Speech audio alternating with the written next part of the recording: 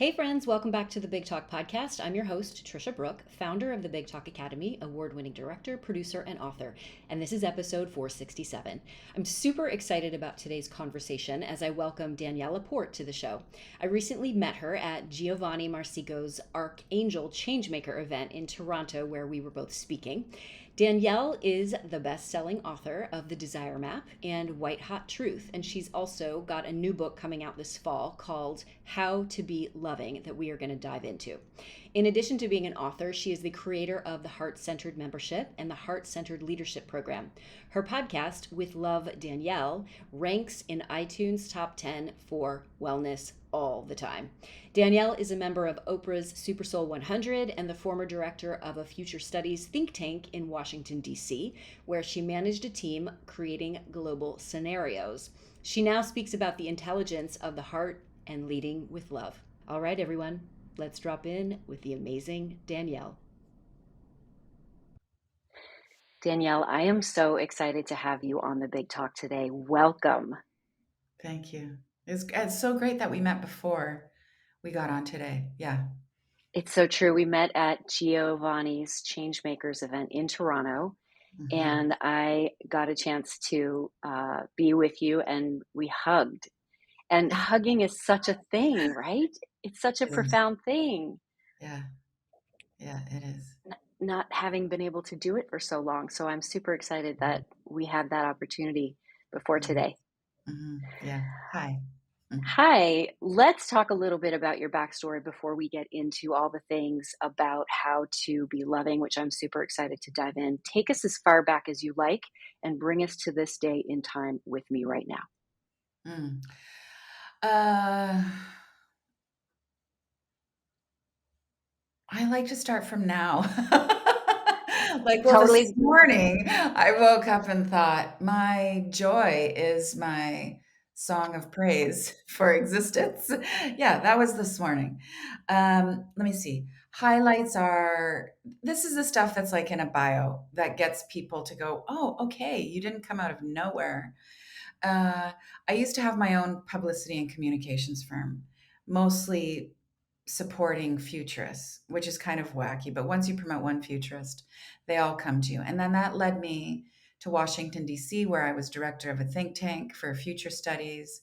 I had like first level security clearance at the Pentagon, which was super trippy because I didn't even go to college. I was like a high school graduate, you know. Um, I ran that think tank for a while. Life led me back to Canada, and I had what I would call like a soulful kind of branding agency for individuals. I got rejected from art school. I consider myself a recovered Catholic. Um, and something amazing came along called WordPress. And I started writing online, and that was really that. And um, I was doing a lot of consulting with mostly female entrepreneurs about how to really get it up and going online. I got fired from my own business. I got Steve jobbed from this company that I founded with a friend, and we raised a bunch of money. And from that, I wrote a book called Fire Starter Sessions. I became very well known for a book called The Desire Map, where the question was, how do I want to feel? And getting clear on your core desired feelings. And that turned into a big thing. I had facilitators and a day planner system. And now here I am. And I write mostly about love and consciousness. I have a membership program that's really a spiritual support system. And I have the Heart Centered Leaders Program, which is facilitators and coaches and HR directors. There's about 400, mostly women, some really cool men too, who are using our curriculum on virtues and resilience for having conversations at like very high levels of corporate to like yoga teachers. And I'm super excited about that. And then there's How to Be Loving, which is my first book in 5 years. When you think about your journey, and I think it sort of clicked for me that the WordPress came into existence and you began writing, was that the moment where you really found your unique voice? No, that was just a tool for my unique voice. I think getting canned from my company, where I was in a creative partnership, was a big thing for me because I thought, I mean, I had to hit the ground running because I needed to make money, and there was all this money I owed to the incorporation. It was like this fantastic mess, and I thought, okay, well, I get to be me now, and I'm gonna work in Helvetica, and here's my color palette, and I can swear online if I want to. And I thought when I started, I was going to talk about parenting and relationships and business and maybe a bit of lifestyle and fashion and all the things. And I remember creating those categories on my site, but I sat down to write. I was committed to being consistent, publish every Monday, every Thursday. And I just talked about waking up. And the next day I was like, oh, I know I have more to say about waking up. And I didn't talk about parenting or lifestyle. It was just really about consciousness and business. And now it's And pretty it's much about consciousness.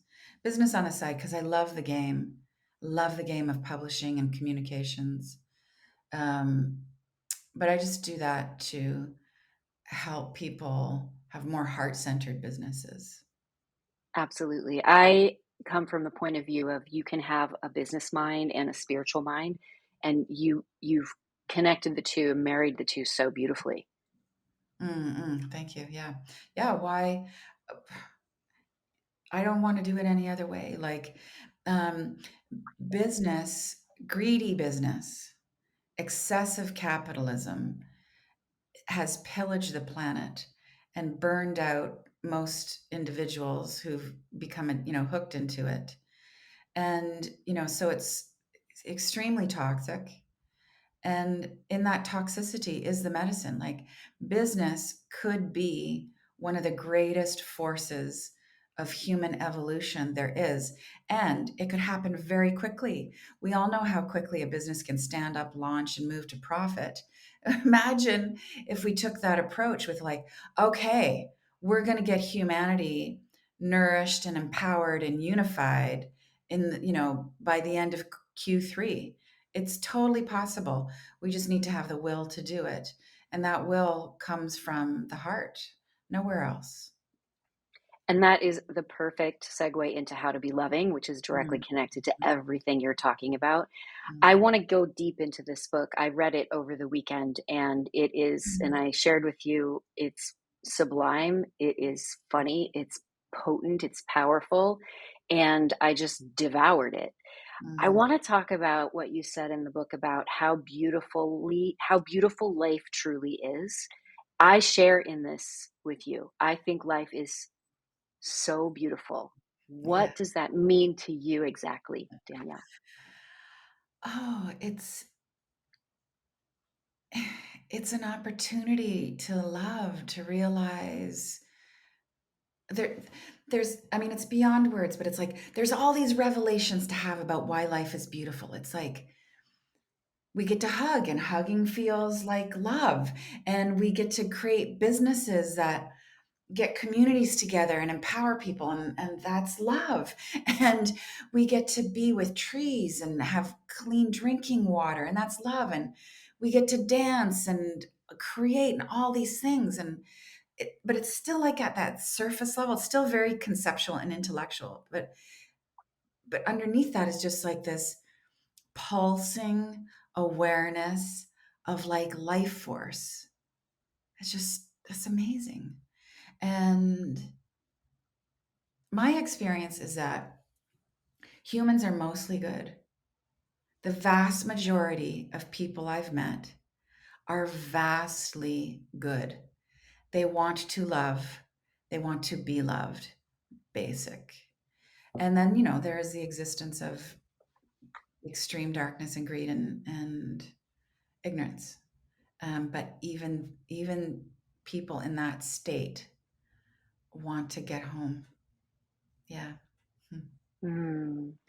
This reminds me of when I was looking out my window in March of 2020 and felt massive gratitude and love for the construction workers on Ninth Avenue and 55th Street because they kept showing up.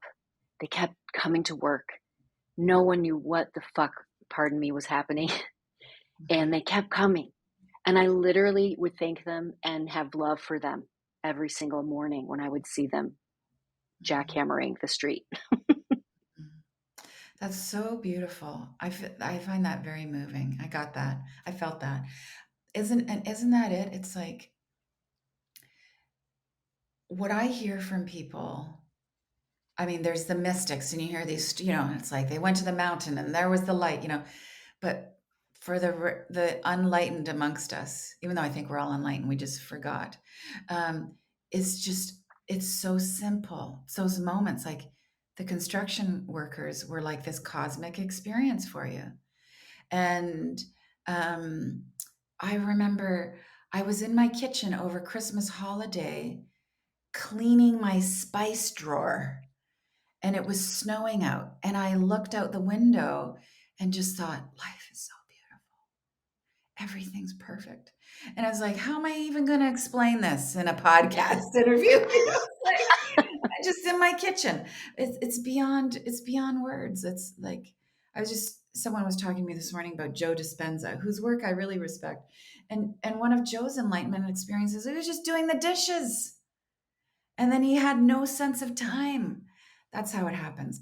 And this your construction worker story brings up a teachable, I think, for people, which is I think we have those mystical experiences, moments, those connections, those moments of total awareness more often than we think we do. It's just we don't really let ourselves land and celebrate it. But I don't know. So here's like, I'm not into challenges, I'm more into invitational, but like everybody listening right now, just next time you feel that, oh God, that heart melting gratitude,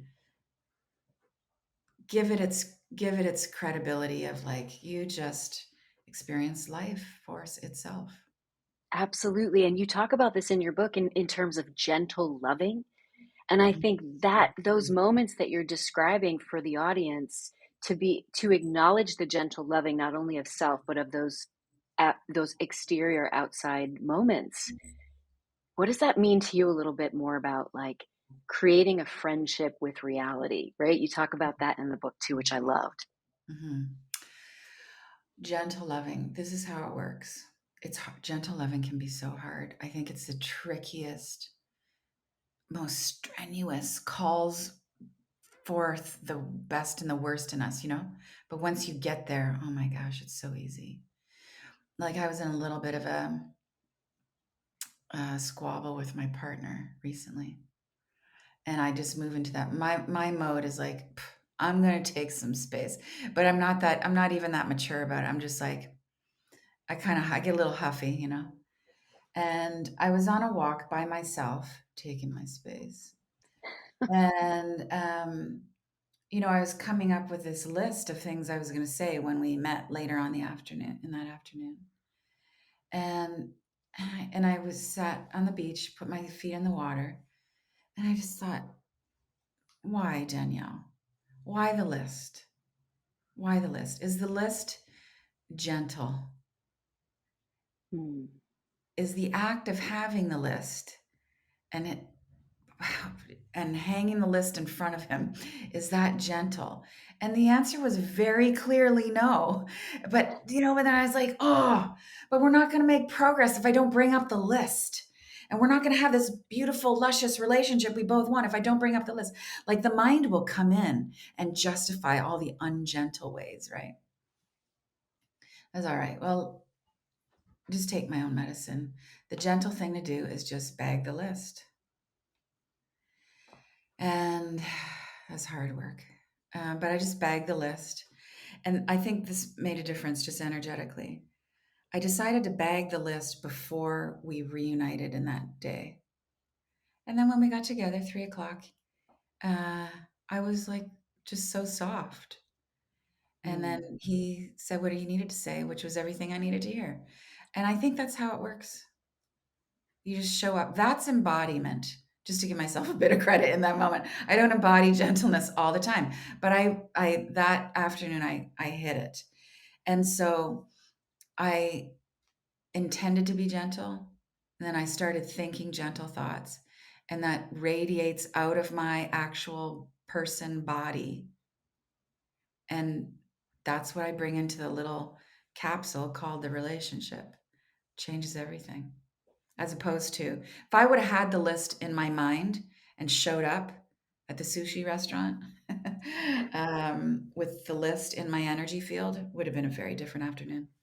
I love that you're acknowledging the energy field with the list, because I think so many of us come to the table Hmm. with an energy field of expectations, of Yes. judgments, of lists of all the things.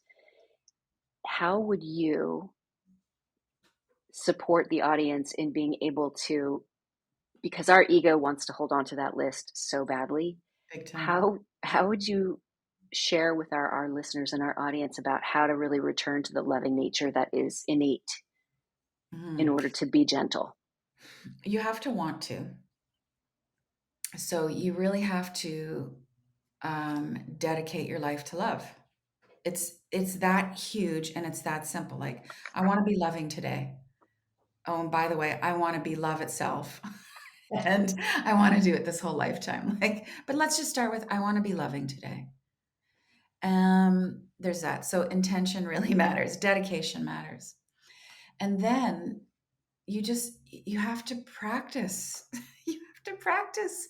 You've got to have um, you've got to have actual spiritual practices that help you have higher quality thoughts. What I would call loving thoughts. So have practices of stillness, of walking, of being in silence, of eating clean, of getting 7, 8 hours of sleep. All these gentle, good for your nervous system things. Have a meditation practice. Just find a meditation practice that works for you. Talk to people all the time. You're like, I'm not into it. It's like, you just haven't found the practice that works for you. It's like when people say they're not into commitment, and then you meet someone and they're just like get married right around this. See, you were into commitment, you just didn't find the right person. And Right. then it's all about the quality of your thoughts. Yeah, Amazing. You talk about not ever closing our hearts no matter what. yeah, What does yeah. that mean? Well, I feel that the heart is always open.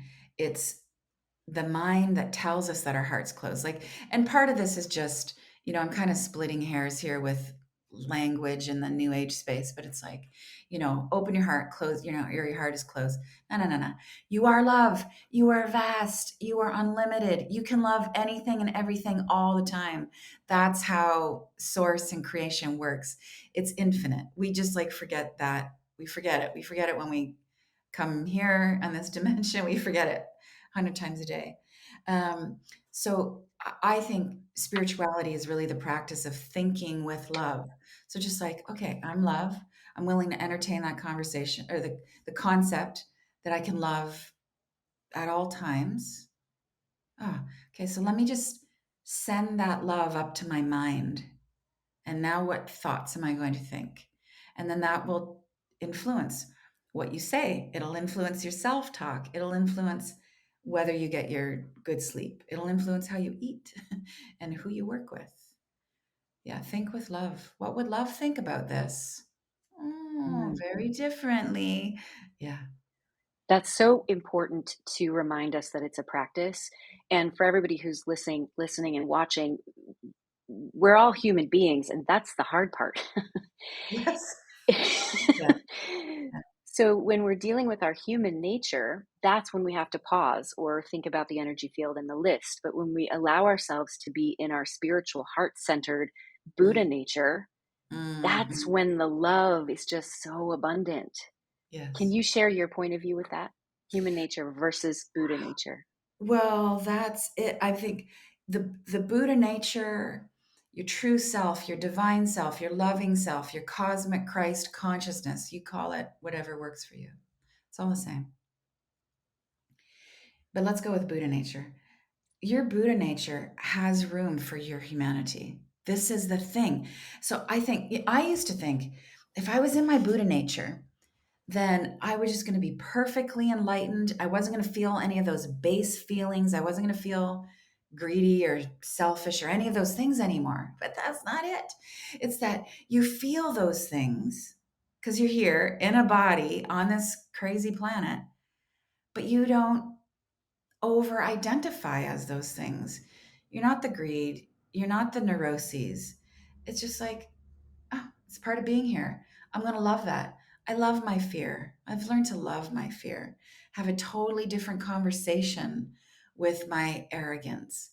And then all those things, which are, there's, this is, I think truth. I mean, those are lower vibration things. Everything is measurable in this dimension, right? Like anger, rage, selfishness, depressiveness, divisiveness, whatever, heavy stuff. That's heavy. I want to feel lighter. How do I get to feel lighter? I love the heaviness, and the heaviness gets integrated into me, and I can take it. I can carry it. Amazing. I'm a Buddhist, and I often think when I'm having a human experience and I'm in my human nature and not my Buddha nature or my loving nature, I Mm. have to really sit and pause and remember that this feeling that I'm having is giving me an opportunity to flex my compassion muscle. Yeah. Yeah. Yeah. That is,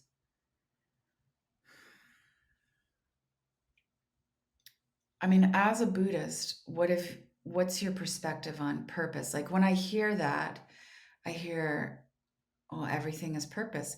It's all um, fodder for becoming more conscious. All of it. Absolutely. Everything. And it's another opportunity to practice detachment. Mm, mhm, mhm. Detachment from what? Detachment from creating my own suffering by glomming onto a human emotion instead Mhm, of acknowledging it, thinking it, and being able to understand how that feels in order to have compassion for others. mhm, mhm, mhm. Yeah, you are not the emotion. You're Right. not. This is why, and I'm sure you caught this in How to Be Loving. I give reference to the sky a lot and say, like, this is why the sky comes up as a metaphor so much in Buddhist teaching, because, like, just attempt to believe, to conceive of your true nature being as vast as the sky. You were that unlimited. You were that eternal. You were that enveloping, right? It's mind blowing. It's supposed to be mind blowing. That's the function of that metaphor. And then everything else is just clouds. So that really works for highly visual people. And like when I get, frustrated with something, sometimes I'll just think, and this is such a simple, powerful practice. I'll just think, I'm the sky. And this Mm. situation is a cloud. I'm big. I can accommodate this. It's not going to last. But more poetically, I think what we're saying when we say we're the sky is like, I'm love. I got this. Now, what would love do with I this? love that. I Yeah. love that. I'm going to continue to ask myself, what would love do? What would love do? Yeah. Yeah. Mhm. I would love to read from chapter 3, We Are Soul Powered, Okay. for our listeners. Our personality isn't calling the shots, our soul is. Mm. Healing happens when we let our soul, the higher self, take the lead to direct our words, thoughts, and actions. This is what it means to bring heaven to earth. Hermetic philosophy asserts that God neither punishes nor protects nor rewards. If you grew up in organized religion, this concept is a mind blower. Most major religions and most neuroses revolve around the belief that there's a higher power outside ourselves that's keeping score and dishing out penalties for our good and bad behavior. Parmasana Yogana dismisses that too. Man should blame no one but himself for his troubles. God doesn't reward or punish anyone. Suffering is caused by the misuse of one's own free will. God has given us the power to cast him away or to accept him. God doesn't want us to suffer, but he will not interfere when we choose actions that lead to misery. And Mhm. Buddhism also echoes this, with no central God figure to worship and all emphasis on awakening from the illusion of separateness. Talk about this whole idea that our personality isn't calling the shots, our soul is. Hmm. Hmm.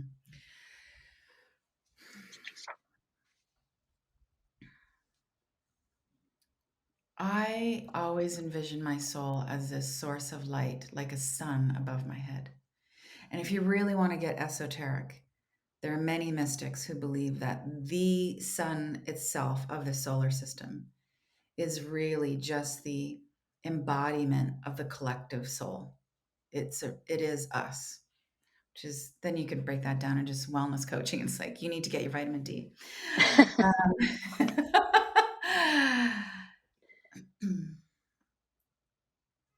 my job is to let the wisdom of my soul, my true light, my Buddha nature, my original self, that universal mind quality, that love, pour through all of my thinking and my doing, all my crevices, so that I can actually be that as I make my phone calls and feed someone and, podcast. And my experience has been, and we've heard this from lots of people who have suffered, is that it's our suffering that brings us to this higher place. Like, I'm so glad I went through that, because now I know my capacity. Now I know we're all connected. Now I know how loved I am. Now I know how loving I am. And so that tells me that there's something bigger than my little tiny personality and this one lifetime and this identity that I have that is guiding my course. Because there's things that I thought I had to have that were the right way. There were people I thought that I should have, I'm going to marry that person. I need to have that gig for everything. And it's all, and I could always, this is a tricky part of, being a quote spiritual person, is all those things I thought were essential. I thought that it was all part of me being more spiritual or being of service, or which makes it all a more kind of justifiable. The craving and the desire becomes like, well, I'm desiring this on behalf of human evolution. So I better make that much money, or I better get that gig, or whatever it is. And whenever I didn't get what I wanted, and I know everybody's going to relate to this on some level, I just like, wow, I'm so glad that didn't happen. I'm so glad I didn't get that, because it's so much better over here. And so something bigger is steering me, even the hard times. And I now just really believe it's all soul. It's all. Mm. For someone who is just kind of entering into the space of possibly contemplating that there's more, Yeah. how would you advise them in that kind of tuning in to their loving nature and recognizing that those sublime moments of being in source when you are doing the dishes or cleaning up the spice rack, or for me, being with Lola and Bella, my two cats. Yeah. Yeah. Um, Step one, phase one. This is not the final destination. Phase one, your feelings matter, and you are choosing your thoughts. That's a big revelation for lots of, I'm choosing my thoughts. Yep. Yeah, you just chose to think that, and you chose to think that, and you chose to think that. And the more you just consider, like, I'm choosing my thoughts, then you'll start to choose different thoughts, and you'll see how those different thoughts affect your life and your nervous system and your relationships.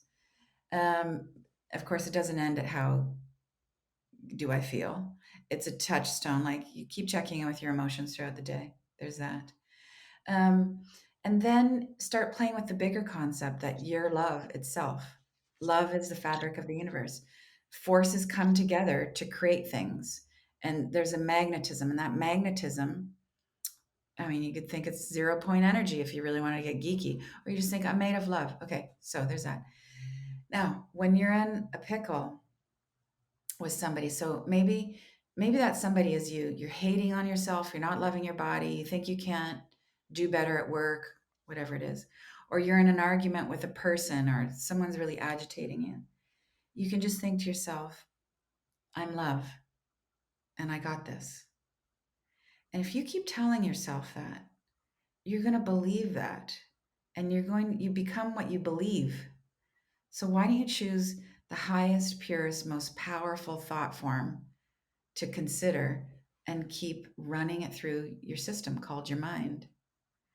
And your energy bodies, your mind is all very programmable. And this is our problem. So many of us are so programmed.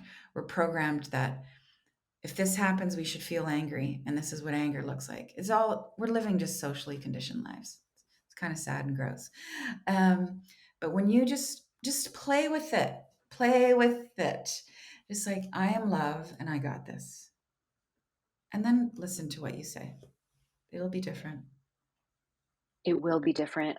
I'm completely in alignment with you there, Danielle. You also talk about, and this goes back to the social conditioning, you talk about on page 32 of your book, you are not the wound, you are the healer.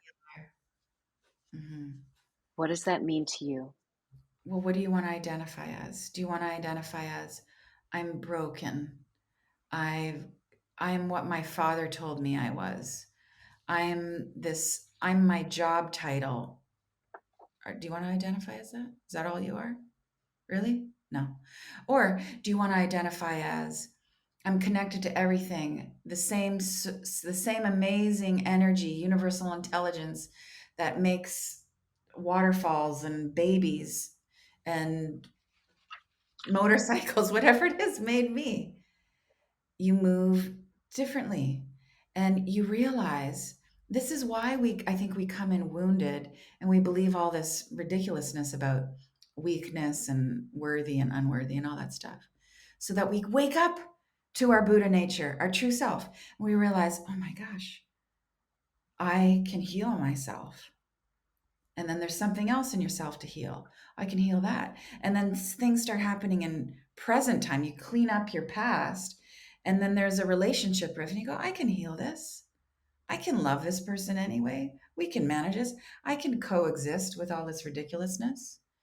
And then we think, oh, I can heal other people. I can say something loving, and oh my gosh, I could forgive I could change my whole life. I could change my whole entire family and lineage by forgiving. I am the healer. Oh, I have goosebumps. You are the healer, and we are all healers. And for anybody out there who's listening or watching this who thinks, but that's not for me, they're on a different spiritual path. They're smarter than me. They're more privileged than me.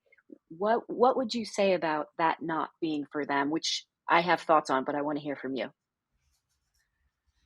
It's okay to think that. It's okay to think that. Just be gentle with that thought. Like, do you want to be that thought? Is that the life you want to live? That's what I want to say. Do you want to, like, do you want to keep doing that? Yes? Okay, well, you can keep thinking it's not for you, and you can keep thinking you don't deserve. And I just have a lot of compassion for you because there's a whole other way. So first, just be compassionate with that. Everybody has imposter complex, has doubts. Even the great gurus had times where just like, am I really gifted? Does life really have my back? Um, Now, just this is a little bit of like kind of tough love. It's like when you're in enough pain, you will choose a different belief. You'll be like, okay, this thinking that I can't be happy thing, this thinking that they've got some secret and I don't, this is really causing me a lot of pain and breakups and loss of income or health or whatever it is. There's got to be a better way. And then usually when we're on our knees, we go, okay, what's the better way? And then somebody comes along who goes, guess what? You're not the wound, you're the healer. And you go, oh, let me consider that. Yeah. for everyone who's listening, I want you all to consider this today. And of course, Mm, we're going to put Danielle's book in the show notes so that you can get a copy of it, which will support you in considering it, of course. mm, Before we do that, though, I want to read again from your book on page 48. Egoing, the mm, ego is a behavioral pattern. It's a way of thinking that identifies with a way of being. It's either on the defense or the offense, but never in the heart center. So it's not so much that we have an ego, it's that we ego our way through life when we could be loving or egoing. Recognizing that the ego as a behavioral pattern helps us to dissolve the image of the ego being an enemy outside ourselves. When we see the ego as a way of operating instead of an external character, it helps us to be more understanding and compassionate with it. So when we're being a bit arrogant or too timid for our own good, what if instead of saying, that's my ego that I need to get in check, scold, tame, we just say, whoops, I was egoing, and we get back to loving. mhm, mhm, So much about this book I love because it is so easy to do. Like, mhm, I am love, I got this. Oops, I'm egoing. And if we would always just give ourselves permission to check in those moments, think about how much more loving we could all be. And that's what this book is really teaching us. mhm. And the idea with egoing being a thing we do is it helps us move from that concept of my ego is this thing outside of me that's bad, that I need to oppress, that I need to like rule over. I need to get a grip on my ego. No, no. You created your ego. It's yours. It's a part of you. Love your ego. Bring it in. It just give it the attention it wants. Doesn't mean go seek attention from outside sources. It's just all your woundedness is saying, um, hustle more, go without sleep, um, have that transactional relationship so that everybody will know how important and worthy you are. Get the handbag, meditate more, more, more, more, more, whatever it is. That's the ego just saying, pay attention to me, me, me, me, me, me. I'm wounded. I'm hurt, hurt, hurt. So just do that. So you're like, oh, that was just my hurt self talking at that meeting. That was, oh my God, that was so the part of me that thinks that everybody else has something I don't have. I was just egoing. That's all. I was just egoing. We, as human beings, tend to go into a place of egoing first. Yes. Is there a point in this practice where we go into loving first? And I think this sort of is what you were saying earlier. The more we do it, the more we create that groove that we can fall into doing it. Is that true? Mm-hmm. Yes, the groove phenomenon is true. I mean, really, what we're talking about is mind training, which is really mind untraining, right? Like unselfing, peel back the layers, fewer concepts, fewer practices. It's this, the simplifying. Um, what was the first part of what you just said? The first part of the question? We as humans are constantly falling into the position of egoing first before loving. Yes. I just came back from a trip and um and I thought, I was kind of doing my little um inner debrief on the trip and I just thought, wow, most people don't think metaphysically. We're just in the mind and the body first. When, I was like having some deep discussions with lots of people about what's happening in the world and we're all like in our heads trying to figure it out and strategize and political parties and global this, that, and the other. And it's just like, just stop. We're so engaging in this from the wrong level first. First, this is beyond body. So, what's really happening? There's agony, there's ignorance, there's control, there's misidentification. We're seeing ourselves as separate. We're seeing ourselves on the, that we have uh, different interests. We all have the same interests, which is wellness, really, at the end of the day. We see the people that we label as tyrannical or evil, like they're not related to us. Like we don't have those parts of in our own selves. So that's meta, that's beyond, that's Buddha. And if we see it from that, we have a totally different conversation. Like I was in a few conversations, I just like, this is such a waste of energy. I don't want to go around 20 different angles and figure out what's happening politically. Like why are, if we just get into like what's happening at a divine human nature level, then I'm interested in talking about what politics looks like. Otherwise it's just, I just feel like we're just all in these little we're all in these little television sets just yammering. It's not very productive actually. You talk about, thank you for saying that, and it's related in my mind right now to becoming unbotherable.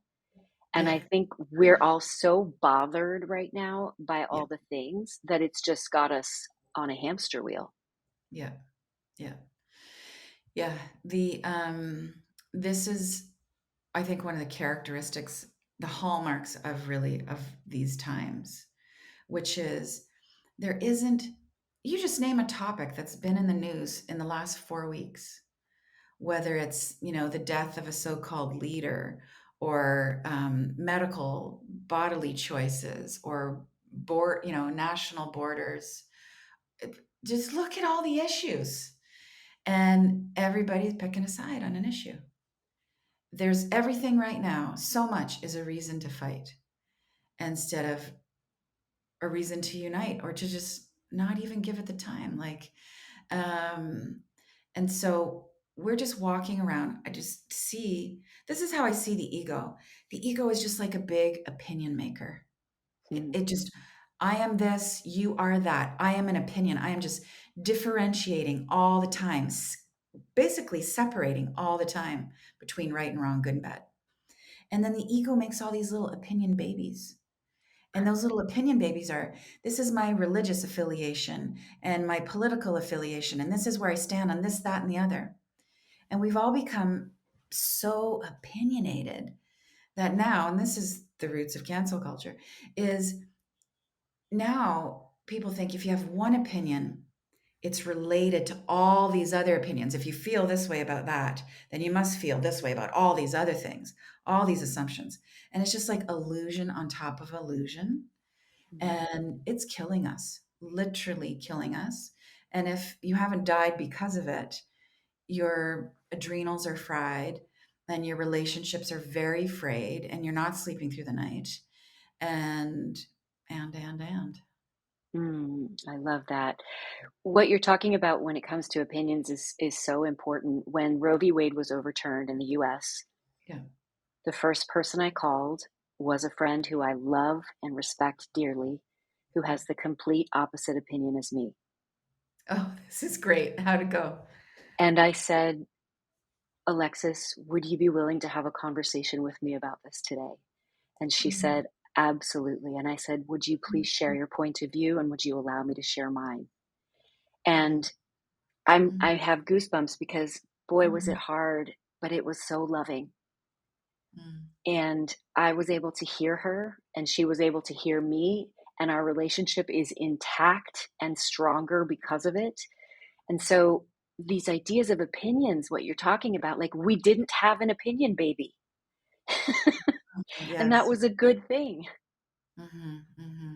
That's so beautiful. That's such a inspirational story. Like intact and better. Like a lot of us don't even think that's possible. I was having a conversation a couple weeks ago with someone saying, I had this falling out with this person I was doing business with. And then we met years later and just forgave and forgave. And like, we're so in love with each other. We remembered why we fell in love with each other in the beginning. It's just the most beautiful friendship. And the person I was telling the story to, and the reason I was telling them was because they were in a business relationship that was splintering. And they said to me, "Oh, I don't ever see that happening with this person." And I just thought, that's where the problem is. Like, because most of us would think, I can never get on the phone the day of this court verdict, and have a conversation that was going to keep the relationship moving and make us stronger. We've really got to believe in love. Like, okay, I don't know how it's going to happen, but love tells us that all things are possible because of love with love. Let's go in, suit up and show up, have the conversation. Yeah. That's right. That's right. Amazing. And she's Catholic and I'm Buddhist. So there's so much about our relationship Oh, that yeah. is special Yeah. Yeah. and thought provoking. Amazing. Let's talk about fear of death. And I ask you this because Spoken I like a good am Buddhist. Yeah.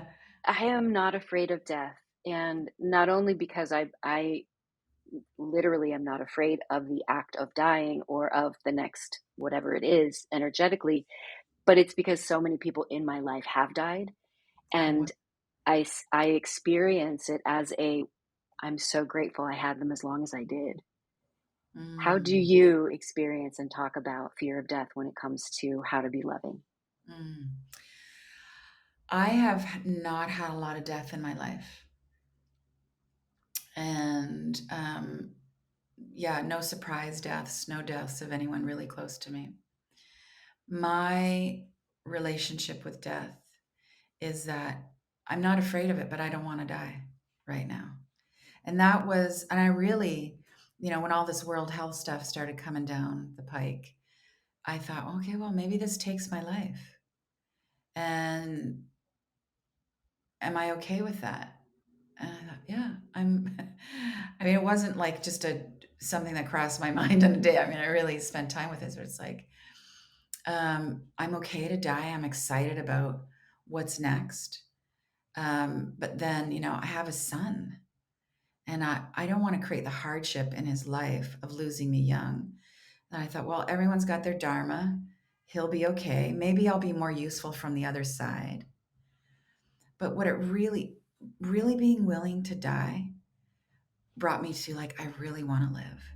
Mm, I want to be healthier than ever. I want to be more of a contributor than ever. Like, I want to live. Also, I haven't experienced a lot of death. I've witnessed a lot of surprise and experienced like some surprise attacks and ailments, and the healthiest people getting riddled with some kind of incurable something, and you just think, you just don't know. The soul is calling the shots. You just don't know. So live, live, live. And um there's something else I was going to say about death. I think the fear of death drives so much of what we do. So much of what we do. Yeah. Um, this is what I wanted to say about death. And this comes just from some research. I used to have a belief that things were going to be better on the other side. Like this next dimension, or not being in body, was going to be more of a relief and more expansive and all these things. And the research I've done, this is just like, mysticism. A lot of the Yogananda stuff gets to this. It's not necessarily easier on the mm, other so-called other side. The next dimension is not a guarantee of sweetness. So why don't you just sort your stuff out now? And yeah, I'm I want to figure out as much as I can in this lifetime, get as high as possible, so that even when it's time to not have a body, or if I have to go be in the bardo, it just gets better and better. mm. I'm with you on that, Danielle, for sure. Mm.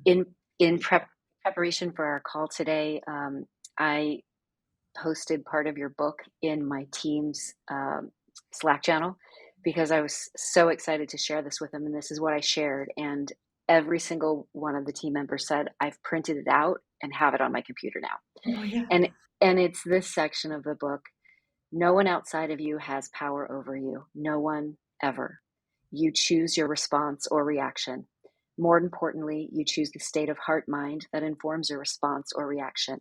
Our application of free will, not circumstances or karma or the weather, directs the quality of our lives. And I think that it's such a good reminder. What page is that on? I need to write that. I need to turn that into a poster. I don't have the page number on this because I literally printed it out too. That's a good one. That's So a good nugget. it's Mm, amazing. It's amazing.